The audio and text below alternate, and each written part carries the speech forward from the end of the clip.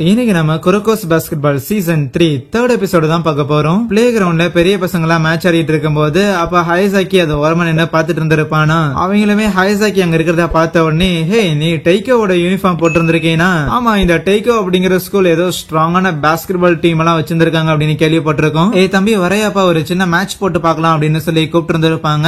ஹைசாக்கியும் களத்துல இறங்கி இருக்கிற எல்லாரையுமே தோக்கடிச்சிருந்திருப்பான். இருந்தாலும் அவங்க யாரோட மூவியும் காப்பி பண்ணாம காப்பி பண்றது கூட ஒர்த் இல்ல அப்படின்னு அங்கிருந்து கிளம்ப பார்க்கும்போது அப்ப அவனுங்க எல்லாம் கேட்டு இருந்திருப்பாங்க, என்னடா தம்பி இந்த அளவுக்கு ஆடுற அப்படின்னா நீயும் அந்த ஜெனரேஷன்ஸ் ஆஃப் மிராக்கிள்ல ஒருத்தனா அப்படின்னு கேட்கும்போது அதை கேட்டுட்டு அவனுக்கு பயங்கரமா காண்டா இருந்திருக்கும். ஏன்னா அந்த டைம்ல ஹைசாக்கிய பாஸ்கெட்பால் டீம்ல இருந்து வெளியேத்தி இருந்திருப்பாங்க. இருந்தாலும் எப்ப பார்த்தாலும் நான் இந்த டெய்கோங்கிற ஸ்கூல்ல படிக்கிறேங்கிற ஒரே காரணத்துக்காக எப்ப பார்த்தாலும் என்ன ஜெனரேஷன்ஸ் ஆஃப் மிராக்கிள்ல ஒருத்தனா அப்படின்னு கேட்டுட்டே இருக்கிறானுங்க. அந்த ஜெனரேஷன்ஸ் ஆஃப் மிராக்கிள்ங்கிற டைட்டில் நான் எடுத்துக்கிட்டா என்னவா அப்படிங்கிற ஒரு எண்ணம் அவனுக்கு வந்திருக்கும். அதன் விளைவாகத்தான் நீங்க அவன் மேட்சுக்காக வந்திருக்க 3 குவார்டர் முடிஞ்சிருக்கும். அந்த ஹைசாக்கி தன்னை இப்படி ட்ரீட் பண்றான் அப்படிங்கிற விஷயம் டீம்ல இருக்கிற யாருக்கும் பிடிக்கல அப்படின்னாலும் ஆப்வியஸா அவன் ஸ்ட்ராங்கான ஒருத்தன், அதை அவங்களால இக்னோரே பண்ண முடியல. கைஜோட பசங்களுக்கும் அதேதான், என்னடா ரியோட்டாவே போட்டு உட்கார வச்சுட்டானா அப்படின்னு யோசிப்பாங்க. ஏன்னா தேர்ட் குவார்டரோட எண்ட்ல 51-63 சொல்லி ஆப்போனன்ட்ஸ் லைக் 12 பாயிண்ட் லீட்ல இருப்பாங்க. என்னடா பண்றதுன்னு கசாம ஒரு பக்கம் யோசிக்க, எப்படியாவது அவனை தோக்கடிக்கணும்னு ரியோட்டாவோட மைண்ட்லயே இருந்துட்டே இருக்கும். மறுபடியும் மேட்ச் ஆரம்பிக்குது. ரியோட்டா வேகமா பால் எடுத்துட்டு போய் ஒரு ஒன் ஹேண்ட் டங்க் அடிக்கலான்னு பார்த்தா அதை தட்டி விட்டுட்டு அந்த பாலை எடுத்துட்டு வந்த ஹைசாக்கி அதை எப்படி பண்ணணும் நான் சொல்லி காட்டுறேன் பாருன்னு ரியோட்டா தடுக்க வரும்போதே அங்க பாயிண்டையும் ஸ்கோர் பண்ணி காட்டுறான். சிங்கிள் ஆளா மொத்தமா கேம கண்ட்ரோல்ல வச்சிருந்திருக்கான் அந்த ஹைசாக்கி. ஆனா ரியோட்டா இந்த மாதிரி ஒரு மூவை யூஸ் பண்ண முடியல அப்படின்னு சொல்லி பிரேக் ஆகிற ஒருத்தன் கிடையாது. அவன் ஏன் எப்பவும் போல யூஸ்வலா இருக்க மாட்டேங்கிறான் அப்படின்னு நினைக்க மேட்ச பார்த்துட்டு இருந்தா அவமேனைக்கும் இப்படியே போச்சுன்னா ஒன்னும் பண்ண முடியாதுதான் நினைப்பான். ஏன்னா ரியோட்டா பையன் யாரோட மூவ்மெண்டா இருந்தாலும் சரி ஒரு தடவை அதை பார்த்துட்டான் அப்படின்னாலே அவனால ஈஸியா காப்பி பண்ணிட முடியும். ஆனா இப்ப அவன் எந்த மூவ காப்பி பண்ணி அங்க யூஸ் பண்ணாலுமே அந்த மூவ அவனும் ஒரே செகண்ட்ல பார்த்தோன்னே ஹைசாக்கி காப்பி பண்ண ஆரம்பிச்சிருவான். வேற என்ன பண்றதுன்னு தெரியாம ஆப்ஷனே இல்லாம தான் ரியோட்டா அப்படியே சொதப்பிட்டு இருக்கிறான் அப்படிங்கறது ஒரு பக்கம் இருந்தாலும் வேற சில பிரச்சனைகளும் ரியோட்டாக்கு இருக்கலாம் அப்படின்னு அவமனே சொல்லுவானா. என்னன்னா இன்டர் ஹை ஸ்கூல்ல அவமனே கூட பயங்கரமா புஷ் பண்ணி ரியோட்டா மேட்ச் ஆடி இருந்திருப்பான். அந்த மேட்ச்ல தோத்து போயிருந்தாலுமே அவமனேக்கு டஃப் கொடுக்கற அளவுக்கு தன்னோட பாடிய லிமிட் அவன் புஷ் பண்ண காரணத்தாலேயே அவனோட பாடி செமையா வீக் ஆயிருந்திருக்கும். சில மைனரான இன்ஜுரிஸ் ஏற்பட்டிருந்திருக்கும். ஆனா அதுக்குலாம் ட்ரைனிங்க தள்ளிப்பட முடியாதுன்னு சொல்லி வின்டர் கப்புக்கான ட்ரைனிங்க அவங்க முழு மூச்சோட எடுத்திருந்திருப்பாங்க, முக்கியமா ரியோட்டா. சோ இந்த நாட்கள் எல்லாமே கொஞ்சம் கூட பிரேக்கே விடாம ரெக்கவரிக்கு டைமே கொடுக்காம மொத்தமா ட்ரெயின் பண்ண காரணத்தால அவனோட பிசிக் கூட அவனுக்கு கை கொடுக்காம போவதற்கான வாய்ப்புகள் இருக்குதுன்னு நம்ம கோச் ரீகோ பசங்க கிட்ட எல்லாம் சொல்லிக்கிட்டே இருக்கேன். ஐயோ அப்ப அவன் கூட போட போற அந்த ரீமேட்ச் அப்ப ரீமேட்ச் கிடையாது அப்படின்னு சொல்லி நம்ம ககாமி இல்லாட்டே எப்படியாவது ஜெயிச்சிடறா அப்படின்னு அங்க இருந்து கத்திக்கிட்டு இருப்பானா.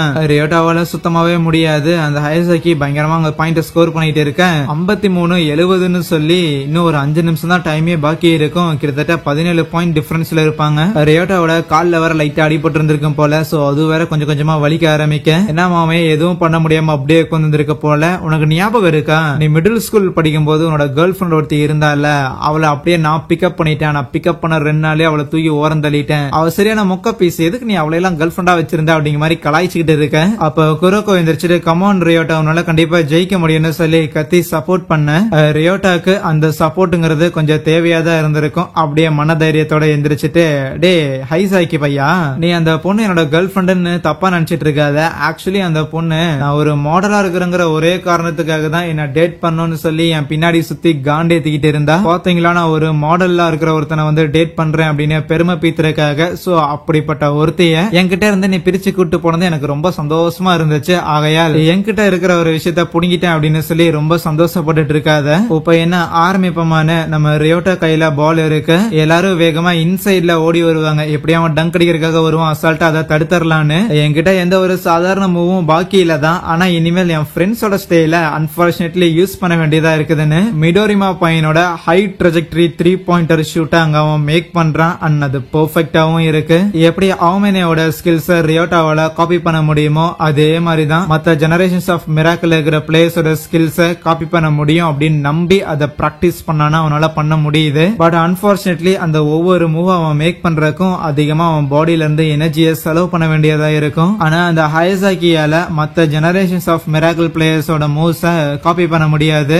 சோ அவமேனோட ஃபார்முலஸ் ஆன எல்லா ஷூட் எதையுமே அவங்களால தடுக்க முடியல. 65-72 சொல்லி கேப்ப க்ளோஸ் பண்ணிட்டே வந்துகிட்டே இருக்க ஹைசாக்கி வேற வழி இல்லாம தான் டீம்ல இருக்கிற பிளேயர்ஸோட மூவ்ஸே காப்பி பண்ண பார்த்தாலும் முராசகி மாதிரி ரியோட்டா உள்ள புந்து அந்த பாலையும் தடுக்கிறான். ஏன்னா ரியோட்டா ஒன்னும் அவமனி அளவுக்கு பயங்கர வேகமான ஒருத்தன் கிடையாது. இருந்தாலும் அவமனி கூட ஆடும்போது ஆல்மோஸ்ட் அவமனிக்கு ஈக்குவலா அவனால கீப் அப் பண்ண மட்டும்தான் முடிஞ்சது. ஈவன் மிடோரிமாவோட அந்த ஹை ட்ரெஜெக்டரி ஷாட்டுமே அதை அக்யூரேட்டா மேக் பண்றதுக்கு ரியோட்டா அதிக எஃபோர்ட் போடணும். மிடோரிமா மாதிரி எஃபோர்ட்லெஸ் அவனால பண்ண முடியாது. இப்ப கூட முராசகி மாதிரி டிஃபென்ஸ்ல அவன் நிக்கிறதுக்கு காரணமே முராசகி அளவுக்கு ரியோட்டாக்கு ஹைட் இல்லதான். ஆனாலும் ஹைட்டை மேட்ச் பண்ற அளவுக்கு அவனால குதிக்க முடியும். குதிக்கிறது மட்டும் இல்லாம பால் எப்படி வரப்போகுது அப்படிங்கிற விஷயத்த ரீட் பண்ற எபிலிட்டி அவன்கிட்ட இருக்கு. இன்னும் கடைசி சில நிமிடங்கள் தான் இருக்குதுங்கும் போது ரியோட்டாக்கு இந்த மேட்ச் ஜெயிக்கிறதுக்கு அதுவே போதுமானது. அது மட்டும் இல்லாம ஹைசாக்கியை பார்த்து என்னப்பா ஜெனரேஷன்ஸ் ஆஃப் மிராக்கிள்ங்கிற இந்த டைட்டில் வேணும்னு சொல்லி கேட்டையே, அந்த டைட்டிலுக்காக போராடுறதுங்கிறது எப்படி ஃபன்னா இருக்குதா அப்படின்னு கேட்டு வெறுப்பேத்தி இருந்திருக்க. அப்ப அவன் யோசிச்சு பாக்குறான். மிடில் ஸ்கூல் செகண்ட் இயர்ல இருக்கும்போது நீ கம்மனு டீம் விட்டு வெளியே போடா அப்படின்னு ஆகாஷி சொல்லியிருந்திருப்பானா.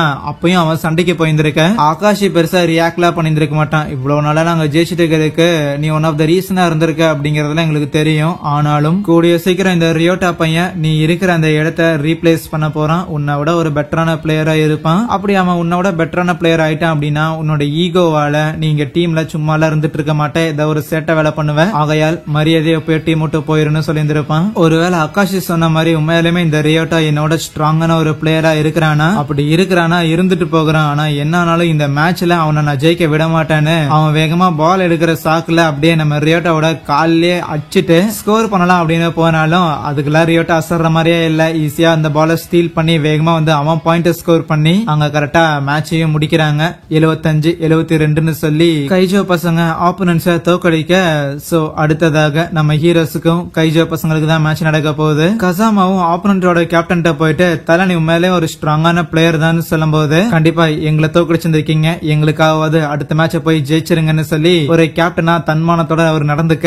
அவமேனையும் மோமோ கிட்ட நான் இல்லாம வீட்டுக்கு போ ஒரு முக்கியமான வேலை இருக்குதுன்னு சொல்லுவானா. மேட்ச் முடிஞ்சு எல்லாரும் வந்துகிட்டு இருக்க. அப்ப ஹைசாக்கி அந்த கைஜோ பசங்க வெளியே வருவானுங்க, அவனுக்கு கூட சண்டை போடலாம் அப்படின்னு காத்திருப்பானா. அவமனையும் அங்க வந்துட்டு அவனுங்களா இப்போ வரப்போறது கிடையாது, ஆனா அவனுங்க வரக்கு முன்னாடி நீ பொத்திட்டு இங்க இருந்து கிளம்புடான்னு சொன்னா. டே அவமனே உனக்கு இதுக்கு என்னடா சம்மதம், கம்முன்னு நீ கிளம்புடா அப்படின்னு சொன்னாலுமே இங்க பாரு நீ பாஸ்கெட் பால் ஆடும்போது கோர்ட்டுக்குள்ள நீ என்னென்ன பண்றியோ அதை பத்தி நான் என்னைக்கும் கவலைப்படுறதே கிடையாது. ஆனா நீ கோர்ட்ல இருக்கிற விஷயங்களை வெளியில தெருவுல இழுத்து விடணும்னு நினைச்சீனா அதை என்னால பாத்துட்டு சும்மா இருக்க முடியாதுடான்னு சொல்ல. சும்மா இருக்க முடியாதானா வாடான்ட்டு அந்த ஹைசாக்கி அடிக்க வரும்போது வாயிலே ஒண்ணு வச்சு படுக்க போட்டுருவான். அவ்வளவுதான், ஹைசாக்கி எந்திரிக்கவே மாட்டான். ஒரே அடியில சுருண்டு உழுவருக்கு தான் இவ்வளவு சீன் போட்டான். அவமனே அங்க இருந்து போக ஹைசாக்கி யோசிப்பான். ஆகாஷி வந்து ஒன்ஸ் அவன டீம்ல இருந்து தூக்கி விட்டதுக்கு அப்புறம் தன்னோட இந்த பாஸ்கெட் பால் ஷூஸ் எல்லாத்தையும் எரிக்கிறதுக்காக போயிருந்திருப்பானா. அப்போ குரோக்கோ வந்துட்டு ஏன்பா அப்படி டீம்ல இருந்து குவிட் பண்ற, நீ நல்லா திறமசாலியாச்சு, டீம்ல இருக்கலாமே கன்னியூ பண்ணலாமே அப்படின்னு கேட்டதுக்கு குரோக்கோ நீயும் நானும் ஃப்ரெண்ட்ஸே கிடையாது, அப்புறம் கூட தேவலாம் இந்த விஷயத்துல என்கிட்ட வந்து சொல்லிட்டு இருக்கிற. அதுவும் இல்லாம எனக்கு பிடிக்காத இந்த பாஸ்கெட் பால ஆடணுங்கிற எந்த ஒரு தேவையும் எனக்கு கிடையாதுன்னு அன்னைக்கு அந்த ஷூஸ குப்பையில போட்டிருந்திருப்பான், எரிச்சிருந்திருப்பான். ஈவன் இப்ப கூட அதே மாதிரி ஷூஸ குப்பையில போடலான்னு போகும்போது இல்ல வேணாம் அப்படின்னு சொல்லி மனசை மாத்திக்க. அதுவே இன்னொரு பக்கம் செமிஃபைனல்ஸ் 4 டீம் மொத்தமா செலக்ட் ஆகிருக்கு. ஷிட்டோகோ, ரகுசான், நம்ம ஹீரோஸோட சேரின் டீம், அதுக்கப்புறம் கைஜோ அப்படின்னு சொல்லி அங்கே இந்த ஒரு எபிசோடையும் முடிக்கிறாங்க. So thank you.